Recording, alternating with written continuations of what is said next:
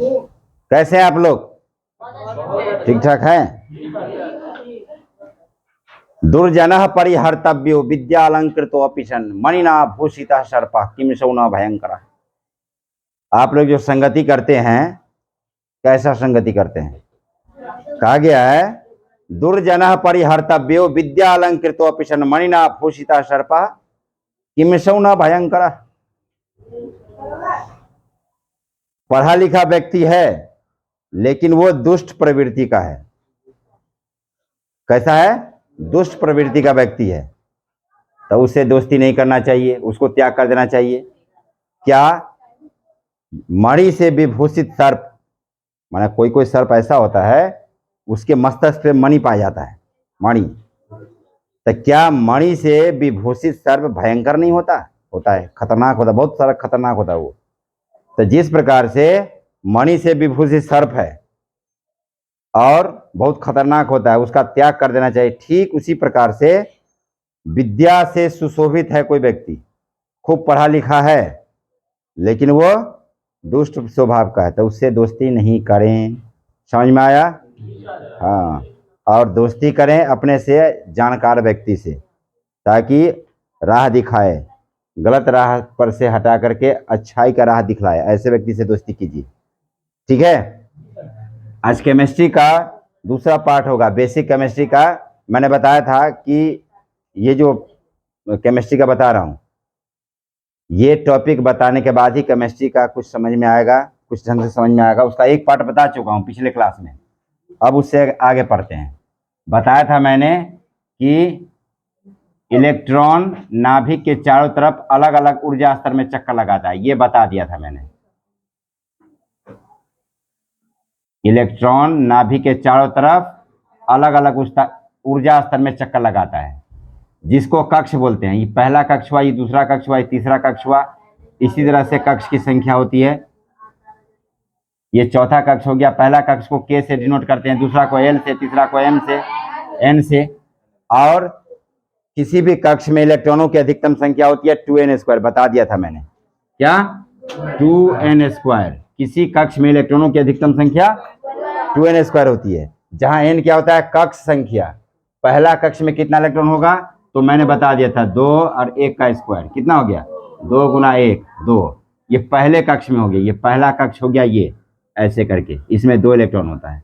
इसी तरह से दूसरा कक्ष में तो n की जगह पे 2, ये पिछले क्लास में बता चुका हूं मैं।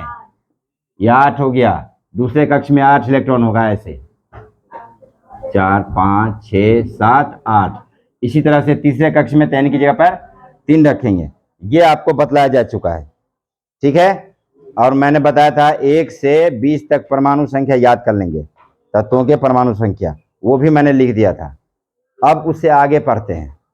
अब पढ़ेंगे ये जो कक्ष है, ये कक्ष भी बटा हुआ है उपकक्ष में। मान लीजिए ये रामू का घर है, ये बिल्डिंग है, मान लीजिए ये रामू का घर है। ठीक है? किसका घर है? रामू का घर है। तो ये घर हुआ, बाहर से आएगा, ये घर हुआ। और घर के अंदर भी कई सारे छोटे छोटे कमरे होते हैं, नहीं? बेडरूम अलग होता है, किचन रूम अलग होता है, ठीक है, और टॉयलेट रूम अलग होता है, गेस्ट रूम अलग होता है, यानी प्रॉब्लम, हॉल अलग होता है, डाइनिंग रूम अलग होता है ना। तो अंदर बहुत सारे रूम हो गए, कमरे हो गए, छोटे छोटे कमरे हो गए ना। तो वही कमरे की बात करेंगे। अभी तो ये घर पढ़ा, ये क्या है? एक घर है। ये क्या है? एक घर है। और ये घर में भी छोटे छोटे कमरे होते हैं। ठीक है? वो जो छोटे छोटे कमरे हैं, वही कमरे इसमें क्या है? उपकक्ष कहलाएगा। क्या? उपकक्ष। तो उपकक्ष पढ़ेंगे। उपकक्ष, सबसेल, सबसेल कक्ष के विभाजित भाग को, कक्ष के विभाजित भाग को उपकक्ष कहते हैं। कक्ष के विभाजित भाग को उपकक्ष कहते हैं। ये 4 हैं, S P D F। ये उपकक्ष होता है, याद कर लीजिए इसको, SPDF। क्या? SPDF। अब हम इलेक्ट्रॉन कक्ष में बात नहीं करेंगे, अब इलेक्ट्रॉन की बात करेंगे उपकक्ष में। कौन से उपकक्ष में कितना इलेक्ट्रॉन होता है, इलेक्ट्रॉन कैसे सजा हुआ है, समझिए बात, ये बात करेंगे आप। तो ये SPDF 4 हो गया उपकक्ष। तो S में इलेक्ट्रॉनों की अधिकतम संख्या, इलेक्ट्रॉनों की अधिकतम संख्या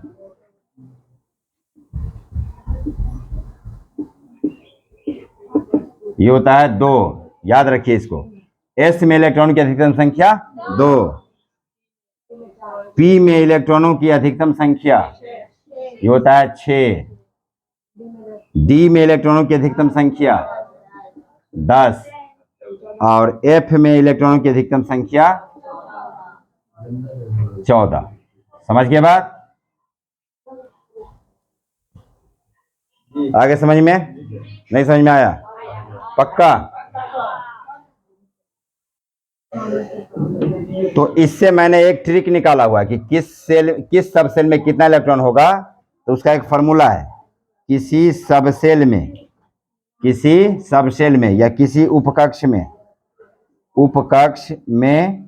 इलेक्ट्रॉनों की अधिकतम संख्या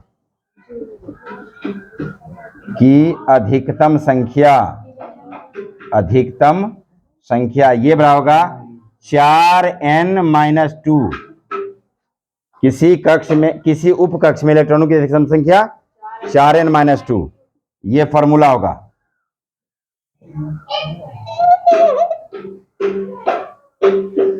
जैसे ये देखिए, जैसे मान लीजिए S में कितना इलेक्ट्रॉन होगा, S में इलेक्ट्रॉन कितना होगा, तो इस फॉर्मूला में रहता है। S के लिए क्या करेंगे, देखिए SPDF, ये पहला, दूसरा, तीसरा, चौथा, ऐसे काउंटिंग करेंगे। पहला हो गया S, दूसरा हो गया P, तीसरा D, चौथा F। तो S में कितना इलेक्ट्रॉन था, पहला हो गया, तो क्या करेंगे, n की जगह 1 डालेंगे। तो देखिए 4 1 - 2, तो कितना हो गया, 4 × 4 और 4 में से 2 गया तो 2 हुआ कि नहीं हुआ। ऐसे P में देखिए, P में कितना इलेक्ट्रॉन, तो n की जगह पे 2 रखेंगे, 2 - 2, तो 4 दूना 8, 8 में से 2 गया तो 6 बन गया। ऐसे ही फिर D में, तो 4 और 3 - 2, 4 किया 12, 12 में से 2 गया तो 10 हुआ कि नहीं हुआ। ऐसे ही F में 4 4 - 2 कितना हो गया, 4 × 16, 16 में से 2 गया तो 14 बन गया। तो यहां से भी एक फॉर्मूला बन गया आपका, किसी उपकक्ष में इलेक्ट्रॉनों की अधिकतम संख्या 4n-2। समझ गए? ये फॉर्मूला याद रखेंगे, ठीक है।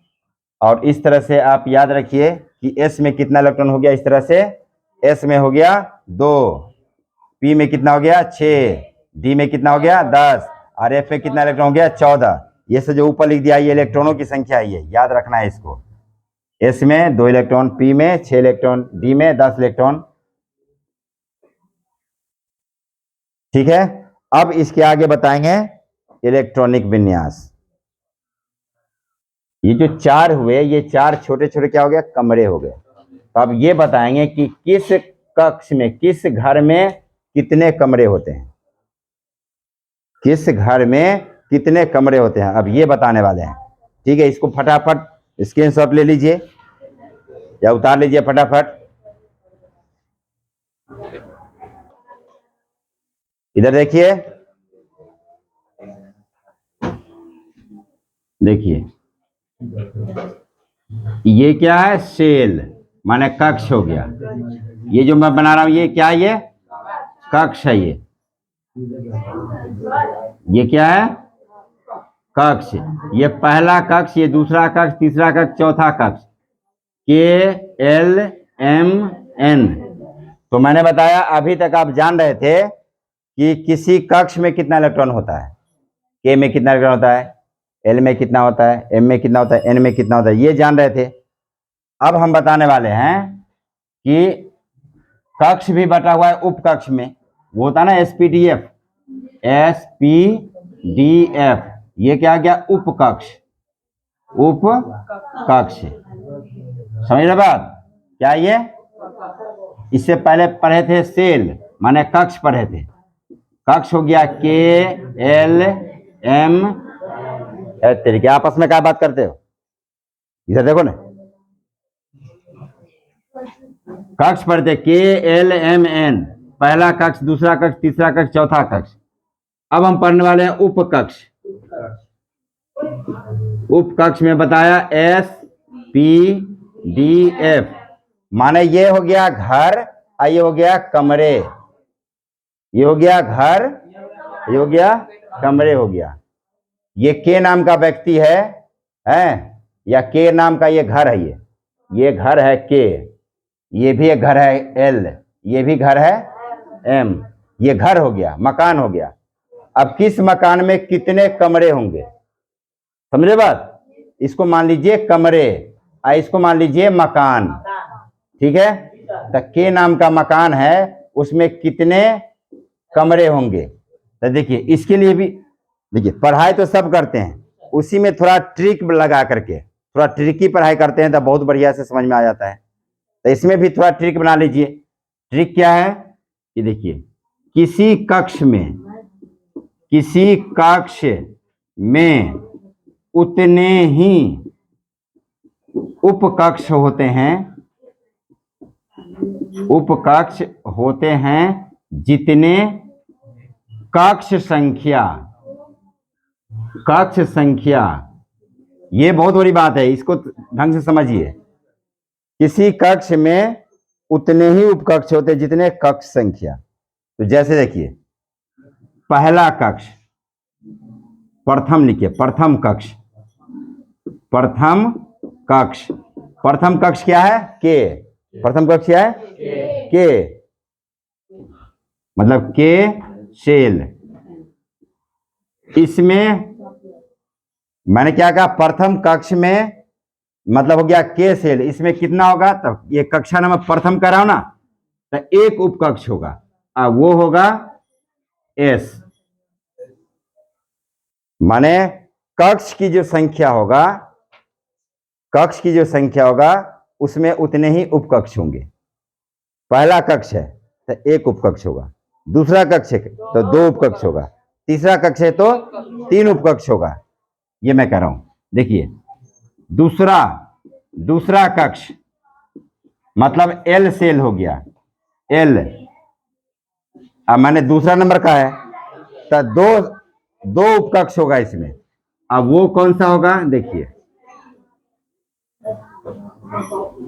एस पी, ऐसे दो उपकक्ष हो गया, समझिए बात?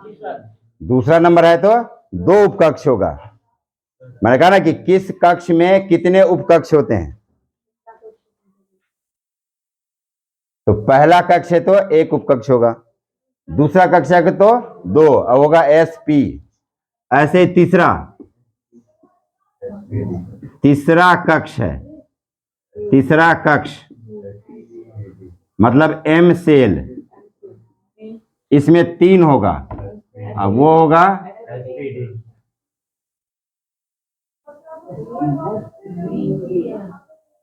एस पी डी, तीन हो गया। अब ऐसे ही चौथा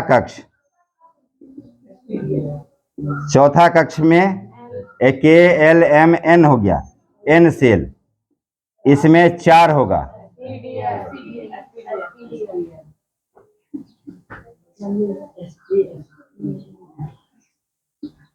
एस पी डी एफ।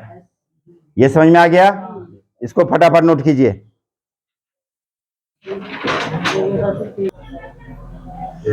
तो ये आपने लिख लिया होगा, समझ में आ गया होगा। मैंने कहा किसी कक्ष में उतने ही उपकक्ष होते हैं जितने कक्ष संख्या, राइट? इधर देखो, चौथा कक्ष है, चौथा नंबर बोल रहा हूं, मतलब क्या? चार उपकक्ष होगा, अब होगा एस पी डी एफ। ऐसे तीसरा कक्ष है तो तीन उपकक्ष होगा S P D F, S P D. दूसरा कक्ष है तो दो, मतलब कक्ष की जो संख्या होगा उपकक्ष उसमें उतने ही होंगे, ये याद रखिए इस बात को। अब आगे देखिए,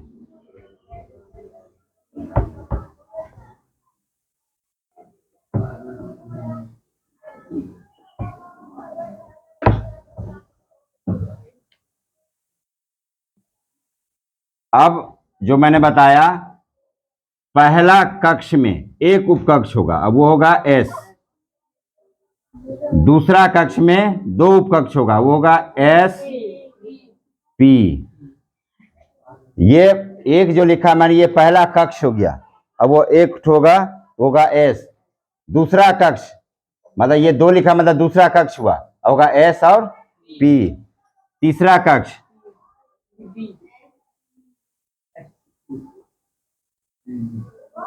कक्ष में तीन उपकक्ष होगा, वो होगा एस पी डी। चौथा कक्ष चार उपकक्ष होगा, 4s 4p 4d 4f। ये समझ में आ रहा है? पांचवा कक्ष भी बना लेते हैं, 5s 5p 5d 5f। ठीक है, उसके बाद आगे है ही नहीं। अब देखो ऐसे बॉक्स बना लो, ध्यान पूर्वक देखिए, बहुत ही इंटरेस्टेड टॉपिक है ये। इस टॉपिक को ढंग से समझ गए आप तो समझिए केमिस्ट्री में मास्टर हो जाएंगे।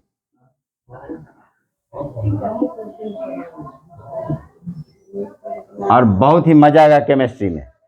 देखिए क्या बनाते हैं, देखिए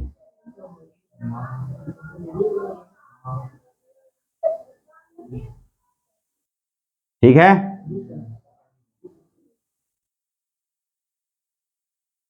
ऐसे मतलब इसके द्वारा हम सीखने जा रहे हैं इलेक्ट्रॉनिक विन्यास। अब इलेक्ट्रॉनिक विन्यास आप ढंग से समझ पाएंगे। देखिए तो ये पहले ये तीर का निशान लगाना है ऐसे, माने 1s लिखा जाएगा, पहले 1s, तीर का निशान खत्म हो गया यहां से, फिर तीर दूसरा स्टार्ट हो गया कहां से, 2s से, तो लिखेंगे 2s ऐसे, खत्म हो गया यहां से, फिर स्टार्ट कहां से हो गया, 2p लिखेंगे, 2p के बाद 3s लिखा हुआ है। समझ में आ रहा है? 3s के बाद खत्म हो गया, फिर स्टार्ट कहां से हो रहा है, 3p, 3p के बाद 4s खत्म, फिर स्टार्ट कहां से हो रहा है, 3d, 3d के बाद 4p, 4p के बाद इस तरह से सीरियल यही रहेगा। ठीक है, और मैंने बताया हुआ है s में 2 इलेक्ट्रॉन होता है, 2 अधिक से अधिक, p में 6, s में 2, p में 6, 2 10 6 2, इस तरह से ये सब इलेक्ट्रॉन होता है। समझ गए बात? तब अब सीखेंगे आप इलेक्ट्रॉनिक विन्यास, इलेक्ट्रॉन कैसे सजा रहता है उपकक्ष के रूप में। देखिए जैसे मान लीजिए सोडियम है, क्या सोडियम, सोडियम का परमाणु संख्या कितना होता है, बोलिए, खुशी बोलिए। याद नहीं किया आप लोगों ने, याद कर लेना है। जब तक आप परमाणु संख्या याद नहीं करेंगे कम से कम 20 तक, तब तक इलेक्ट्रॉनिक विन्यास नहीं लिख पाएंगे। ठीक है, इलेक्ट्रॉनिक विन्यास आपको तभी आएगा जब परमाणु संख्या आपको याद रहेगा। नहीं, देखिए तो सोडियम का परमाणु संख्या होता है 11, इसका इलेक्ट्रॉनिक विन्यास लिखना है। क्या इलेक्ट्रॉनिक विन्यास, देखिए इलेक्ट्रॉनिक विन्यास, विन्यास का मतलब सजावट, इलेक्ट्रॉनिक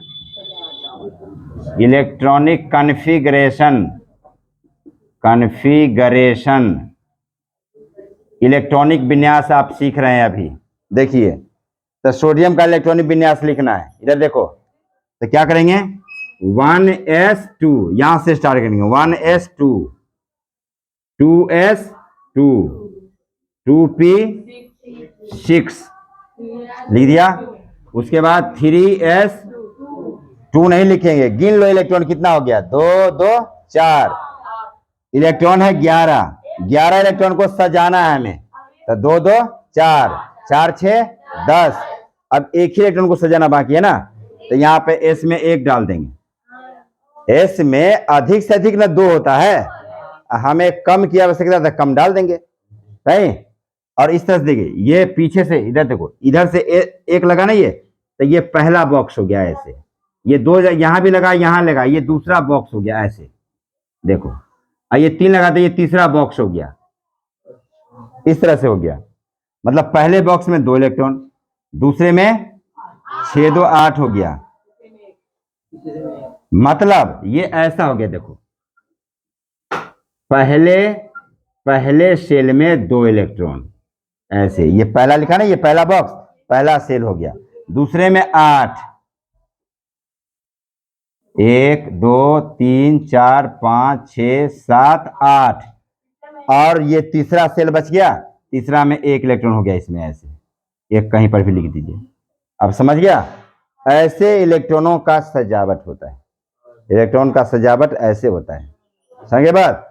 अब मान लेते हैं जैसे सल्फर ले लीजिए, क्या सल्फर, सल्फर होता है S, इसका परमाणु संख्या 16, परमाणु संख्या 16। नींद आ रही है? ठीक से बैठो, टेक लगा के बैठो, सीधा बैठो।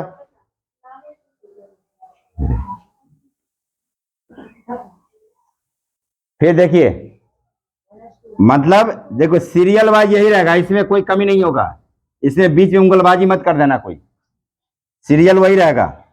देखो 1s2 2s2 20 तक जो है यहीं तक काम चल जाएगा आपको, यहीं तक से काम चल जाएगा 20, यहां से यहां तक 20 इलेक्ट्रॉन पुर जाता है। देखिए 2 2 4 6 10 2 12 6 18 2 20 हो गया कि नहीं? 20 तक मैं कह रहा हूं ना आपको, तो यहीं तक से काम चल जाएगा आपका। समझ में आ रहा है बात? तो क्या हो गया, 1s2 2s2 2p6 यहां पर आ गए, उसके बाद 3s2, इसके बाद 3p। अब कितना इलेक्ट्रॉन बाकी रह गया है वो देख लो, 2 2 4 4 6 10 10 2 12 12 4 16, 4 लिख दिया। पी में अधिक से अधिक न 6 होता है, तो कम से कम हमको 4 की आवश्यकता 4 लिख देंगे, 2 की आवश्यकता 2 लिख देंगे, 3 की आवश्यकता 3 लिख देंगे, 1 की आवश्यकता 1 लिख देंगे। अधिक से अधिक होता है 6। तो ये पहला बॉक्स हो गया इस तरह से, ये दूसरा बॉक्स हो गया, और ये 3 लिखा तो ये तीसरा बॉक्स हो गया ऐसे। पहले बॉक्स में 2, फिर 8, और फिर कितना हो गया 6। तो इस तरह से इलेक्ट्रॉनों का सजावट हो गया। देखिए पहले सेल में 2 इलेक्ट्रॉन, दूसरे सेल में 1 2 3 4 5 6 7 8, और तीसरे में 1 2 3 4 5 6। समझ में आया? तो इस तरह से इलेक्ट्रॉनिक विन्यास हम बड़े आसानी से निकाल सकते हैं। है ना इंटरेस्टेड? इस तरह से कैल्शियम का भी निकाल सकते हैं। देखिए कैल्शियम का निकाल सकते हैं। कैल्शियम का कितना होता है 20, कैल्शियम का परमाणु संख्या 20, परमाणु संख्या 20 है, मतलब इलेक्ट्रॉन उसमें 20 है, और ये 20 इलेक्ट्रॉन को आपको सजाना है, ठीक है ना? ये 20 इलेक्ट्रॉन को सजाना है, तो कैसे सजा लेंगे? देखिए 1s2 2s2 2p6 3s2 3p6 और 4s2, यहां तक आ गया 20 हो गया। देखिए पहला सेल दे रही है, ये 2 लिखा था, ये दूसरा सेल हो गया, याद रखना इस बात को। ये 3 लिखा था, ये तीसरा सेल हो गया, और ये 4 लिखा था, ये चौथा सेल भी बन गया इसमें। समझ रहे बात? तो इसका देखिए, इसका यहां पर बना देते हैं, इसका यहां बना देते हैं। देखो तो ये हो गया पहला सेल हो गया 2 इलेक्ट्रॉन, दूसरा सेल हो गया 1 2 3 4 5 6 7 8, और तीसरा सेल में भी 8 इलेक्ट्रॉन। देखिए तीसरा में भी है 6 2 8, है कि नहीं? 1 2 3 4 5 6 7 8, और चौथा सेल भी बन गया इसमें। चौथा सेल में कितना हो गया? 2 है कि 4 कैसे है? चौथा सेल में 2 ही इलेक्ट्रॉन है ना, तो 2 ही इलेक्ट्रॉन को लिखेंगे ना। तो इस तरह से कैसा हो गया 2 8 8 2, समझ गए? माने पहले सेल में 2 इलेक्ट्रॉन, दूसरे में 8, तीसरे में भी 8, और उसके बाद 2। ऐसे हो गया इलेक्ट्रॉनों की सजावट। तो इस तरह से अब इलेक्ट्रॉनिक विन्यास का परिभाषा हम लिख सकते हैं। लिखेंगे कक्ष या उपकक्ष, उपकक्ष में इलेक्ट्रॉनों की सजावट को, इलेक्ट्रॉनों की सजावट को इलेक्ट्रॉनिक विन्यास कहते हैं। इलेक्ट्रॉनिक विन्यास कहते हैं। समझ में आया? कक्ष या उपकक्ष के रूप में इलेक्ट्रॉनों के सजावट को इलेक्ट्रॉनिक विन्यास कहते हैं। Arrangement of electron in the form of shell और subshell is called electronic configuration. कक्ष या उपकक्ष के रूप में इलेक्ट्रॉनों के सजावट को इलेक्ट्रॉनिक विन्यास कहते हैं। ठीक है, तो इस तरह से आप 1 से लेकर के परमाणु संख्या 1 से लेकर के 20 तक सारे एलिमेंट का ये इलेक्ट्रॉनिक विन्यास लिख के लाएंगे। याद है सो नहीं? इलेक्ट्रॉनिक विन्यास इस तरह से लिखेंगे आप लोग। पहला था हाइड्रोजन, उसके बाद है 20वां है कैल्शियम। हाइड्रोजन से लेके कैल्शियम तक सबका परमाणु संख्या लिख करके उसका इलेक्ट्रॉनिक विन्यास लिख करके ये लाएंगे। ये आपका होमवर्क है, समझ गए बात? इसके बाद ही इसका अगला टॉपिक समझ में आएगा ढंग से, और इसके बाद जो है देखेंगे कितना मजा आता है, इसके बाद वाले क्लास में देंगे। धन्यवाद। उतारिए फटाफट।